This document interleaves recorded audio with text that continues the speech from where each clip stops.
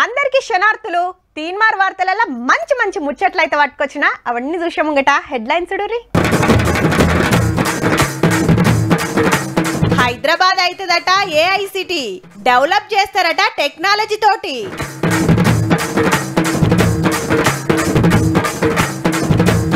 కేసీఆర్ సార్కు court notice, Medigadda తోటి అయిందట లాసు.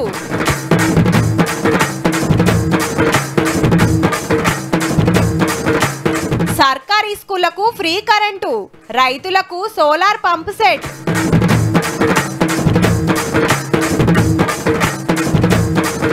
తేరుకుంటున్నాయి ఊర్లు, తెగిన కట్టలకు టెండర్లు.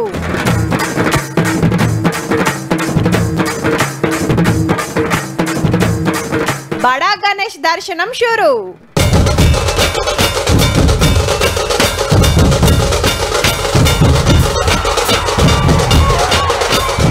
వెనకట ఎటన్నా పోవాలంటే నడకయాత్రే, అటెనక ఎడ్ల బండ్లు, గుర్రాలు, సైకిళ్ళు, బస్సులు, కార్లు, ఆటోలు, గాలి మోటార్లు. ఇక ఫోటో దిగాలంటే టౌన్లుండే ఈ స్టూడియోకి పోవాల్సిందే. వెనక షిరి చేతి కెమెరాలు, సెల్ ఫోన్ల కెమెరాలు, ఇప్పుడు సెల్ఫీలు. అప్పట్లా వార్తలంటే రేడియోల పేపర్లనే, కొన్నేండ్లకు టీవీలు, ఇప్పుడైతే యూట్యూబ్లు, ఫేస్బుక్లు. తయారైన కొత్తలా ఓ అర్రంత పెద్ద ఉండేనట కంప్యూటర్. మరి ఇప్పుడు చేతుల పట్టుకొని ఎటంటే అటు పోవచ్చు ల్యాప్టాప్ తోటి. అంటే దినమింత టెక్నాలజీ డెవలప్ అవుతుంది. ఇప్పుడు ఇంకింత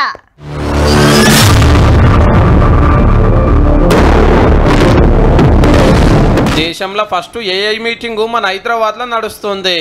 టెక్నాలజీకి సంబంధించింది కాబట్టి దునియా మొత్తంకెళ్ళి 2000 మందికి మీద వస్తే మన సిటీ ఎట్లా డెవలప్ అవుతుంది, ఏడేముంది, ఏం జరుగుతుంది మొత్తం ఏఐ గ్రాఫిక్స్ లో చూపించిండ్రు.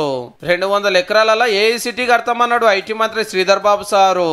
We are establishing the AI city, artificial intelligence city on a 200-acre site near Hyderabad. AI అంటే ఆర్టిఫిషియల్ ఇంటెలిజెన్స్. హల్కగా చెప్పాలంటే మెదడసొంటి మిషన్. ఈ టెక్నాలజీ తోటి ఎన్నో పనులు హల్కగా అవుతాయి. దవాఖాన్లు, యూనివర్సిటీలు, కంపెనీలు ఇట్లా అంతటా వాడుకోవచ్చు. 10 మంది గంటలు చేసే పని నిమిషాలలో అయిపోతుంది. మన కాడ పొట్టు వాడుకోవాలని డిసైడ్ చేసింది గవర్నమెంట్. ఏమేం చేసేది రోడ్ మ్యాప్ రిలీజ్ చేసిండు CM Revanth Reddy sir. I welcome all of you to the city of the future. Let us all come together and script a great new future. ఈ మీటింగ్ రేపు కూడా నడుస్తుంది. హైదరాబాద్ అంటే ఐటీకి బండ గుర్తయింది. ఈ కాంచెల్లి ఏఐ కూడా అడ్రస్ అయ్యేటట్టున్నది పో.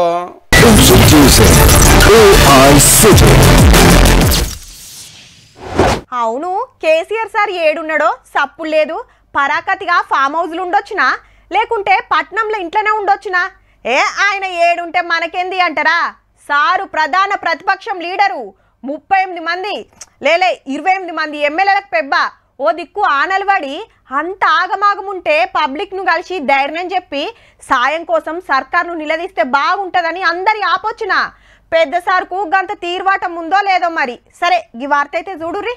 కేసీఆర్ సార్ కు మళ్ళొకపారి నోటీసులు పంపింది భూపాలపల్లి జిల్లా కోర్టు. వచ్చే నెల 17 తారీఖు నాడు కోర్టుకు రావాల్సిందేనని ఆర్డర్ వేసింది. కాళేశ్వరం ప్రాజెక్టు కింద కట్టిన మేడిగడ్డ పిల్లర్ వంగింది కదా, పాత సర్కార్ లాపర్వతోటే ఇట్లా అయిందని సామాజిక కార్యకర్త రామలింగమూర్తి పోలీస్ స్టేషన్ లో కేసు పెడితే తీసుకోలే. అప్పట్లా సీదా హైకోర్టుకు పోతే ఈ కోర్టుకు పంపింది కేసును. పాత సీఎం కేసీఆర్ సారు, పాత మంత్రి హరీష్ రావు సారు, అప్పటి ప్రాజెక్టు పెద్ద officer Rajat Kumar, CMO officer Smita Sabharwal, 2 ఇంజనీర్లు, mega company owner Krishna Reddy, LNT company manager కు నోటీసులు ఇచ్చి ఇయ్యాల రమ్మన్నది. అందరు లాయల్ రమ్ పంపిరు గానీ కేసీఆర్ సారు, స్మితా మేడం తరపున ఎవ్వరు రాలే. 35,000 కోట్ల ఉన్న ప్రాజెక్టును 1,35,000 కోట్లకు కేసీఆర్ పెంచి ప్రజాధనాన్ని దుర్వినియోగం చేసిన దాని మీద మేము కేసు వేయడం జరిగింది. కాళేశ్వరం మీద ఆల్రెడీ ఎంక్వైరీ నడుస్తున్నది కాబట్టి ఈ కేసు అవసరం లేదనేది వాళ్ళ వాదన. ఫార్మర్ సుప్రీంకోర్టు జడ్జి గారిని అపాయింట్ చేసిన పీసీ ఘోష్ గారిని వారు ఇన్వెస్టిగేషన్ చేస్తున్నారు. వారు ఇంకా రిపోర్ట్ సబ్మిట్ చేయలేదు.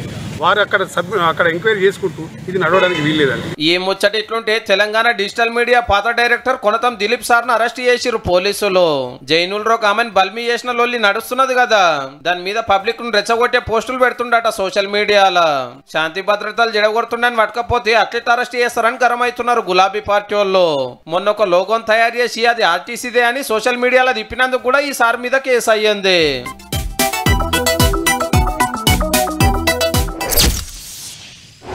ఏ భైరవా, ఒక్క బకెట్ 2 బకెట్లు కాదు, 100 బకెట్ల బట్టలైనా సరే ఎండుడు పక్క వచ్చిండు మన సూరన్న వచ్చిండు.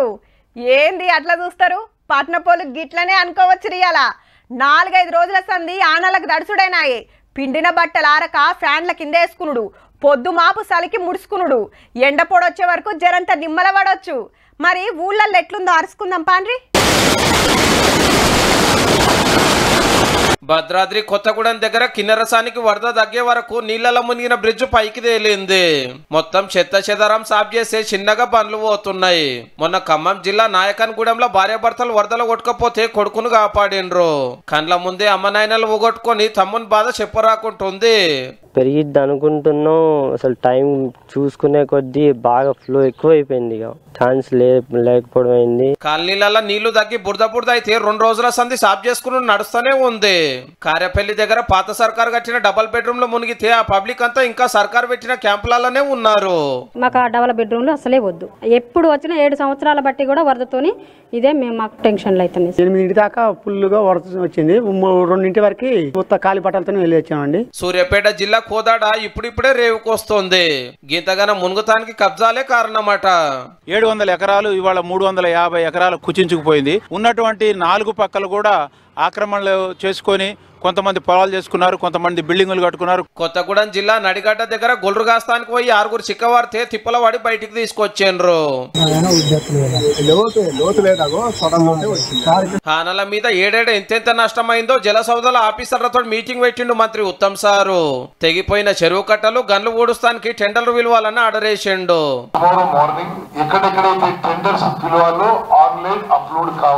చెల్లు మత్తడి వస్తున్న కాడ చేపల షికారి జోరుగా నడుస్తుంది. వలలు వట్టుడు జోపుడు దొరికిన వాళ్ళకి దొరికినన్ని.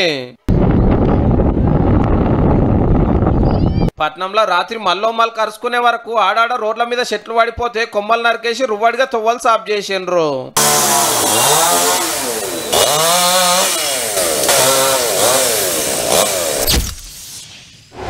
ఇవాళ చాలా మంది పనేందో చెప్పాలనా? చందాలు రాపిచ్చుడు, విగ్రహాలు తెచ్చుడు, మండపాలు వేసుడు, మైక్ సెట్ మాట్లాడుడు, లైటింగ్ పెట్టించుడు, పూలదండలకు ఆర్డర్ ఇచ్చుడు, అయ్య వాళ్ళని మాట్లాడుడు.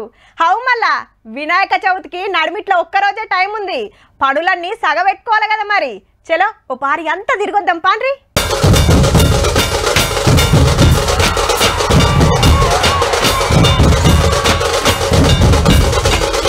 ఎట్లున్నాడు ఖైరతాబాద్ బడా గణేష్? సప్తముఖ మహాశక్తి గణపతి. ఈడ ఇగ్రం పెట్టబట్టి 70 ఏండ్లు కాబట్టి 70 అడుగులు ఎత్తున్నాడు. బ్రహ్మ, విష్ణు, మహేశ్వరుడు, లక్ష్మి, సరస్వతి, పార్వతమ్మ వారితోటి కలిపి 7 అంటే సప్తముఖాలు 14 చేతులు. ఇటు శ్రీనివాసుని కళ్యాణం, అటు శివపార్వతుల కళ్యాణం, ఇటు బందుకు బాలరాముడు, వెనకాల దశావతారాలు సూర్యచంద్రులు.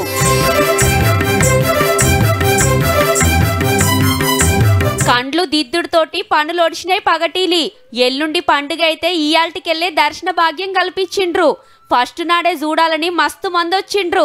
దాదాపు రెట్టింపు భక్తులు వస్తారు. వాళ్ళకు కూడా మేము ఎలాంటి ఇబ్బంది కాకుండా బారికేటింగ్, ఇక్కడికి వచ్చే భక్తులకు ఎలాంటి ఇబ్బంది కాకుండా అన్ని విధాలుగా ఏర్పాటు చేస్తాం. శనారం గవర్నర్ తొలి పూజలు చేసినాక ముఖ్యమంత్రి సారు మంత్రులు దర్శించుకుంటారు. అటు బాలాపూర్ గణేష్ కాడ సుత పనులు దగ్గర పడ్డాయి. ఈ తాపకు అయోధ్య రామ మందిరం సెట్టింగ్ వేస్తున్నారు. మార్కెట్లా మంచి మంచి ఇగ్రాలున్నాయి. పైసలు బట్టి రేటు. ఎవ్వలకి ఎంతుంటే అంత పెట్టి తీసుకుంటాండ్రు.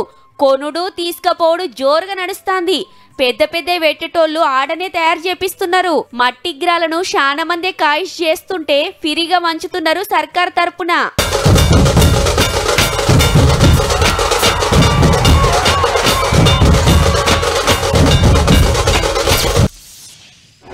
వ్యవసాయం మంచిగా నడవాలంటే ఆనలు మంచిగా పడాలి. బావులు బోర్లలో సరిపోని నీళ్లుండాలి.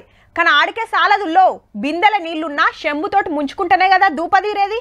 అంటే అట్లనే బావులు బోర్ల నీళ్లు బయటికి రావాలంటే మోటార్లు పెట్టాలి. వాటికి కరెంటు కావాలి. అప్పుడే బోర్ వస్తుంది. టైంకు నీళ్ళు అందుతాయి, పంటలు వండుతాయి. ఇంతకు ఇప్పుడు గీ ముచ్చట ఎందుకంటే ఏహే 4 వద్దులాగా రాదుండ్రి. 24 గంటలు కాదు, 4 గంటల కరెంటే అవసరం లేదు వ్యవసాయానికి. ఎవల బాయికాడ అలాకే తయారైతుంది. అది కూడా పుక్కట్లనే. అవు సోలార్ పంపు సెట్లు వస్తాయట సర్కారు. అంటే ఎండ పలకలతోటి నడిచేటి. ఏరే రాష్ట్రాలలో కొందరు పెట్టుకుంటున్నారు సొంతంగా. పొలంలో గిట్ల పలకలు వరిసే పొద్దుందాక అదే కరెంటు తయారు చేసుకుంటది. వైర్లు కలిపి మోటార్ కు సప్లై చేస్తే చాలు, నడుస్తూనే ఉంటది. ఇక గిట్ల మన కాడ కూడా ఇయ్యాలని డిసైడ్ చేసిండు సీఎం సారు.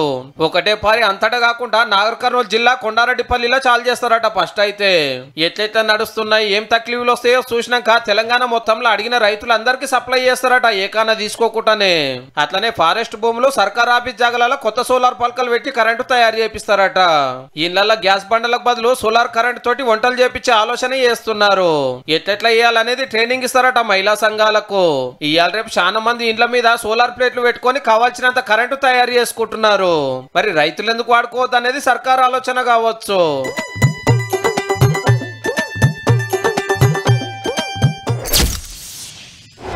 ఆ అమ్మ, ఆ ఆవు, ఈ ఇల్లు, ఈ ఈగ అప్పట్లా గిట్లనే నేర్పేది. మరిప్పుడు A for apple, B for ball, C for cat. కాలం మారినట్టే చదువులు సుత మారినాయి. అప్పుడైనా ఇప్పుడైనా ఎప్పుడైనా పోరలను మంచిగా చదువులు చెప్పి సక్కడి తోవల నడుపుతున్న సార్లకు మేడాలకు టీచర్స్ డే శుభాకాంక్షలు. రాష్ట్రంలో ఉత్తమ టీచర్లుగా సెలెక్ట్ అయిన 41 మందికి సన్మానం చేసిండ్రు రవీంద్ర భారతిలా. చిన్నప్పటి చదువుల ముచ్చట యాద్ చేసుకొని సర్కారీ స్కూళ్ళల్లో సవలతులు పెంచుతున్నాం, జీతాలు పెంచి ప్రమోషన్లు ఇచ్చినాం, పోరలకు మంచిగా చదువులు చెప్పాలని కోరిండు చిన్న సీఎం బట్టి సారు. రాష్ట్రంలో ఉన్న 27,826 స్కూళ్లకు ఫ్రీ కరెంట్ ఇస్తామని సాటింపేసిండు. జీవోని కూడా ఇష్యూ చేసి free power supply to the government educational institutions. Classroom లా పాఠాలు చెప్పిన ముచ్చట యాద్ చేసిండు professor MLC Kodandaram sir. Serious గా కూర్చుంటారు. అప్పుడు వాళ్ళు అడిగే సవాళ్లు వింటే మనకు జీవితంలో ఒక కొత్త ఉత్సాహం కలుగుతుంటాయి. జిల్లాల సుత సార్లకు సన్మానాలు చేసుడు నడిచింది. ఇక తెలంగాణకెళ్లి జాతీయ ఉత్తమ టీచర్లైన 3కి ఢిల్లీలో అవార్డులు ఇచ్చింది రాష్ట్రపతి ద్రౌపది ముర్ము మేడం. తెలంగాణ జగిత్యాల కలెక్టరేట్ లో జరిగిన మీటింగ్ లా పెద్దపల్లి ఎంపీ వంశీ సారు టీచర్లకు సన్మానం చేసిండు. బడుగు బలిగిన వర్గాలని పైకి తీసుకొచ్చే ఒక ఆయుధం ఏముంటదంటే అది ఎడ్యుకేషన్. అది కేవలం గురువులతోటే సాధ్యమవుతుందని చెప్పి గురు బ్రహ్మ, గురు విష్ణు, గురు దేవ మహేశ్వర, గురు సాక్షాత్ పరబ్రహ్మ, తస్మై శ్రీ గురువే నమః. పొద్దుగాల లేవంగానే స్వచ్ఛ భారత్ పాట పెట్టుకొని ట్రాలీలు వస్తుంటాయి. తడి చెత్త ఓ డబ్బల, పొడి చెత్త ఓ డబ్బల తెచ్చేస్తే వాళ్ళు తీసుకుపోయి డంపింగ్ యార్డ్లో పడేస్తారు. దేశం అంతా తేటగుండాలని ఈ కార్యం పెట్టుకున్నారు. ఈడికి మంచిగానే ఉన్నది. మన పట్నంలో లెక్కనే ఆడాడ చెత్తకుండి లేకుండా వేసే వరకు ఊకుంటారా? తొవ్వ మీదనే వేస్తుంటే గుట్టలే పెరిగిపోతుంది చెత్త. ఇక చెప్పుకోవాల్సింది గీ చెత్త ముచ్చట. దునియా మొత్తంలా ప్లాస్టిక్ వాడుట్లా తోపులు ఎవలో ఎరికేనా? ఇంకెవలు మనమే. 17 కోటి టన్నుల చెత్త మోపైతుందంటే చూడుర్రిగా. ఓ పెద్ద బడోళ్ళు అన్ని దేశాలను పరిచయబట్టి చూస్తే ప్లాస్టిక్ పనిమంతులు మనోళ్ళే అని తేలిందట. హగ్వకు అరేక్మాల్ తయారు చేసి మన మీదికిడిసే చైనాల సుత ఇంతగనం లేదు. మన పక్క దేశాలు పాకిస్తాన్, బంగ్లాదేశ్, రష్యాల సుత మనకంటే నయమున్నది సర్వేలా. అమెరికోళ్ళు 90వ జాగల, బ్రిటనోళ్ళు 135వ ర్యాంకులుండ్రు. మరి మన దాన చిన్నగుంటదా?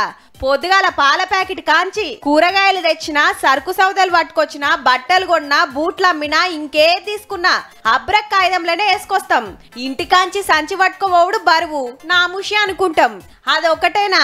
ఇంట్లో తినే ప్లేట్లు, తాగే నీళ్ళ బాటళ్ళు, తానం చేసే బకెట్లు, కూసునే కుర్చీలు, పోరలాడుకునే బొమ్మల కాంచి ప్లాస్టికేనాయే.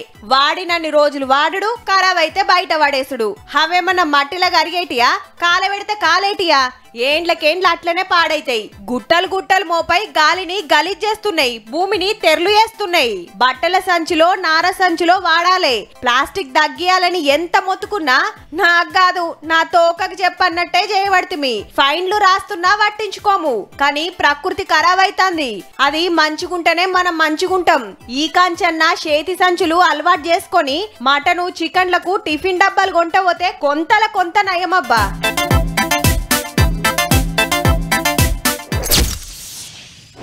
మారు బేరం చేస్తోళ్ళు ఎట్లుంటారులా? ₹7 తక్కువకొస్తే ఆడ మాల్ తెచ్చి జరంత లాభం చూసుకొని కస్టమర్లకు అమ్ముతుంటారు. ఊకుకే ఓవుడు నడవదు కాబట్టి ఒక్క పారే సరుకు తీసుకొస్తారు.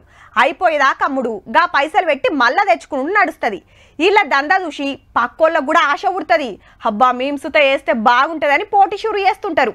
గీలు కూడా గట్లనే అనుకున్నారో ఏమో, ఏదో చేయబోతే గిదైంది పాపం.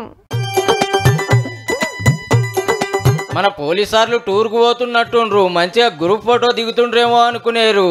గోవా టూర్ కు పోయొచ్చిన వాళ్ళని పట్టుకున్నామని చూపెడుతుర్రు. ఈ సంచులాలు ఏమున్నాయో ఎరికేనా? ఆగో కిక్కు మందు. గోవాకెళ్లి గాలి మోటార్ల మందు తెస్తుర్రని మతలబ్ అందుతే శంషాబాద్ డిపోలో చెకింగులు చేసిండ్రు. రాత్రి 10 గంటలకెళ్లి 2 దాకా 12 మంది పైల్వాన్లు 415 కీసలు మోసుకొచ్చిర్రంటే చూడుర్రిగా. తీరొక్క బ్రాండు చూస్తేనే కిక్కెక్కుతుండొచ్చు. మొత్తం లెక్కేస్తే 12 లక్షల మాలని తేలింది. గోవాలో అగ్గు ఉంటది, మన కాడ పీరం. బీచ్ లో ఎంజాయ్ చేస్తానికి పోయిన వాళ్ళు వస్తూ బస్తాలు నింపుకొచ్చినట్టుండ్రు. కానీ రూల్స్ ప్రకారం 5 బాటల్లే తేవాలి. బస్సులు కార్లు అయితే 2 కీసులకే పర్మిషన్.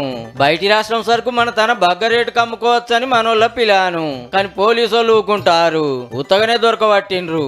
సీక్రెట్ గా బంగారం తెస్తేనే ఇడుసరు, ఇక మంది ఇడుస్తారు. ఆడ అగ్వకొస్తుందని ఆత్రం మోసుకొచ్చి ఉత్త పుణ్యానికి కేసుల పాలు కాకుర్రా నాయన.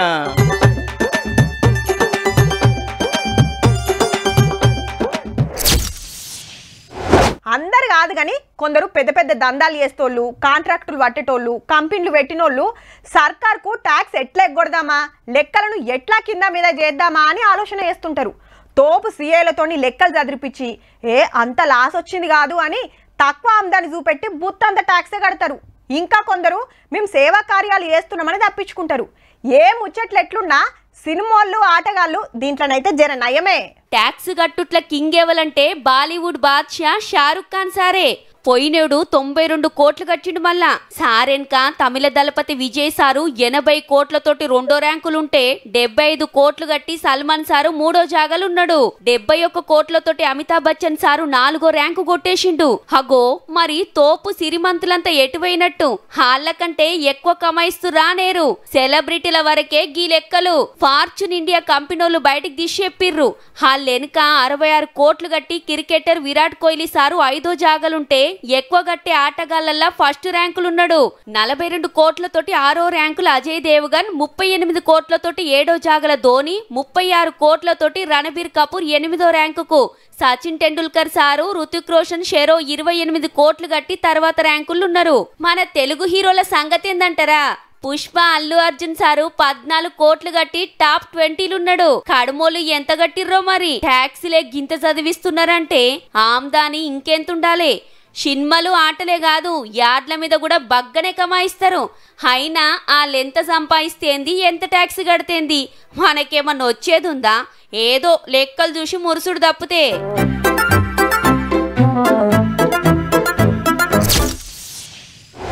బస్ స్టాప్ దాకా నడుచుకుంటూ వచ్చి బస్ కోసం ఎదురు చూసి పోవాలంటే అందరికి కుదరది. గందుకే ఈ నడుమ క్యాబులు, ఆటోలు బుకింగ్ చేసుకుంటున్నారు చాలా మంది. ఇంటి కాడికే వస్తుంది, పోవాల్సిన కాడికి తీసుకుపోతుంది. కాకుంటే జరంత ఎక్కువ ఖర్చు అవుతుంది. ఎదురు చూడకుండా ఎల్లమే వెళ్ళిపోవచ్చని చాలా మంది ఆఫీసులకు పోతానికి ఇంకేదైనా పనులుంటే బుకింగ్ చేస్తుంటారు. ఈడికి మంచిగానే ఉన్నది కానీ చల్ గ్యాస్ పైసలు మీ అయ్యిస్తాడా అని ఆటో డ్రైవర్ అన్న గయ్యన లేస్తాండు. హగో కొట్టనే పోతుండు మీదికి. ఇంత పనికున్నావా, నేను పోలీస్ స్టేషన్ కు పోతా అంటే పోదాంపా అని ఎట్లెగురుతున్నాడో. గింత కోపం దేనికంటే బెంగళూరులో 2 అక్కలు షెరో ఆటో బుక్ చేసిర్రట ఓలా యాప్ లా. ఏది మొదలేస్తే దాంట్లో పోదామని. ఇది రాగానే ఎక్కిండ్రు. ఇంతల్నే ఇంకో ఆటో వస్తే అది క్యాన్సిల్ చేసిండ్రు. హీగేముంది, అంత ట్రాఫిక్ లా 4 కిలోమీటర్ల దూరం నుంచి వస్తే ఇప్పుడు వద్దంటారా? మాకు పెట్రోలు గ్యాస్ ఉత్తగొస్తాయని ఈ డ్రైవర్ అన్న బాధ.